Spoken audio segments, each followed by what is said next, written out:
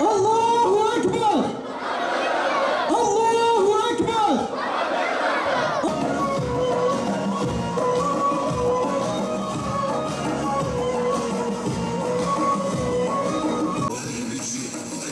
Ümmetin yüz aklı olan havasının son...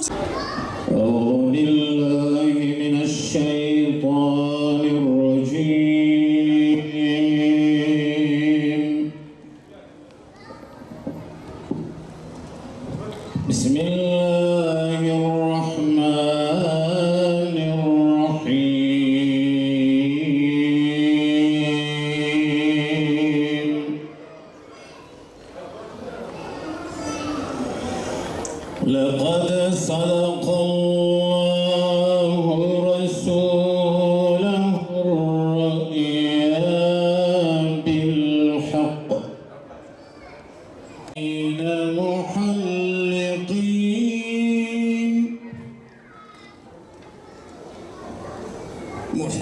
محلقين رؤوسكم ومقصرين لا تخافون.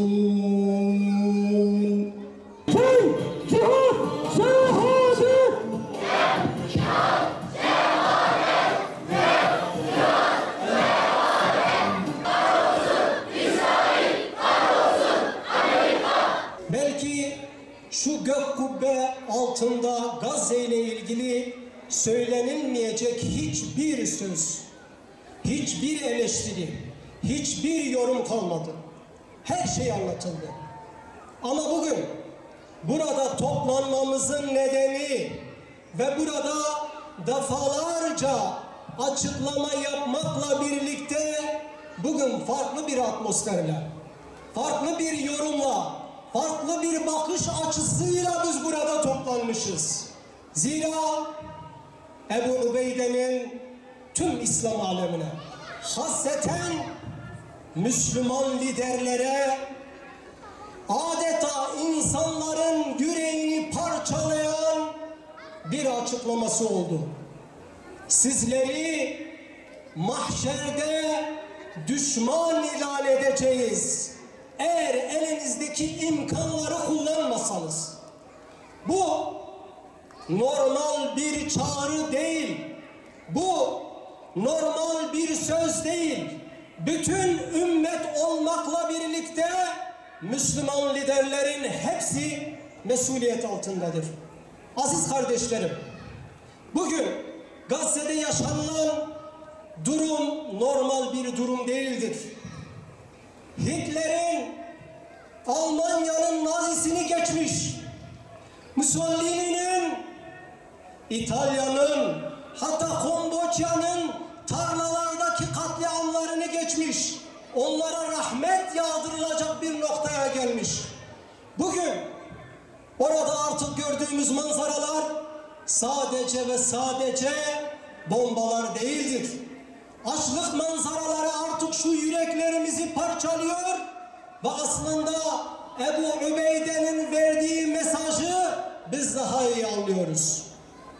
Allah aşkına, açlık bir silah olarak kullanılabilir mi? Bugün Gazze'de çocuklar, kadınlar, ihtiyarlar, yetişkinler artık açlıktan öldürüldüklerinin videolarını izliyoruz. Allah şahittir ki bazı videolar ruh dünyamızı değiştiriyor. İzleyenleriniz vardır. Bir çocuğun yere dökülmüş unları açlığını gidermek için diliyle yaladığını gördünüz mü? İhtiyar adama soruyorlar. Ne haldesiniz? Vallahi diyor, 5 gündür şu boğazımdan yemek geçmemiş diyor. Allahu alem, o videodan sonra belki kaç gün daha o ihtiyarın boğazından ekmek geçmemiş. Belki de açlıktan dolayı orada vefat etmiştir. İşte bu açlığı Siyonist İsrail bir tuzak olarak kullanıyor. Son dönemlerde videolarda gördüğünüz gibi bir eve bir çuval un girdiği zaman adeta bayram havası acısını yaşıyorlar. Onun için diyoruz ki bugünkü toplantımız, bugünkü basın açıklamamız bıçak kelimeye dayanmış ve basın aracılığıyla biz birilerine bir şeyler söylemek istiyoruz. Eğer gücü elinde bulunduranlar, kudreti elinde bulunduranlar eğer bir adım atmazlarsa Ebu Ubeyde'nin dediği gibi ahiret gününde onlar düşman ilan edilecek, fakat dünyada da hiçbir şey eskisi olmayacak Müslümanlar tarafından. Bunun için diyoruz ki Allah aşkına bu açlık sınırını, ölen çocukları, bebekleri ve Siyonist İsrail'e karşı artık konuşmaktan vazgeçin.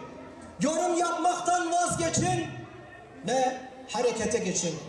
Biz şuradan net olarak ifade edelim. Ebu Ubeyde mesajında şunu söylüyor. Biz canlarımızla, mallarımızla, çocuklarımızla gerekeni söyledik. Eğer sizin elinizden bir şey geliyorsa ve siz yapmıyorsanız biz ahiret gününde sizleri düşman ilan edeceğiz. Dikkat ettiyseniz 2 yıl boyunca, 2 yıla yakın Ebu Ubeyde'nin hem yazılı hem de sözlü açıklamalarına baktığımızda öyle bir seviye var ki hiçbir zaman İslam alemini eleştirmeyen, hiçbir lideri eleştirmeyen, hiçbir şekilde yermeyen bir tablo. Takdir ediyoruz onları. Ama öyle bir noktaya geldi ki Ebu Ubeyde sadece İslam alemine söylemiyor, hasreten liderlere şunu söylüyor. Biz bu insanların ne kadar korkak olduğunu sizlere gösterdik. Bu insanların sizin düşündüğünüz gibi güçlü olmadığını gösterdik. Siyonist sistemin Arap ülkelerinde 6 gün savaşlarında Orta Doğu'da oluşturduğu algının olmadığını sizlere gösterdik. Ve hala şu anda Gazze'nin %90'ı yıkılmasına rağmen birkaç gün önce giren Siyonist askerlerinin nasıl avlandığını, tanklarının nasıl uçurulduğunu tüm Müslümanlara hasreten koltuklarının arkasına sığınan Müslüman liderlere diyor ki bak bunların gerçek gücünü, yüzünü size gösterdik. Eğer siz adım atmazsanız mahşerde sizleri düşman ilan edeceğiz. Hangi siyasi otoritenin, hangi makamın, hangi bilmem neyin hesaplarını yapıyorsunuz? Bu ateş dediğimiz gibi sadece birilerini yakmaz. Çünkü Siyonist İsrail düşüncesi sadece bir yere has değildir. Onların hezeyanları olan vaat edilmiş topraklarla bütün bir coğrafya hedeftedir. Ve bizler bugün farklı hesaplarla eğer adım atmazsak yarın orada yakılan ateş buraya gelecektir. Bir Salahaddin'e ihtiyacımız vardır. O Salahaddin önce Gazze'yi sonra Kudüs'ü azat etmek için bu millet sizleri bekliyor. Okudukları basın açıklamasından dolayı Hüdapar Partisi'nde ve ilçe başkanı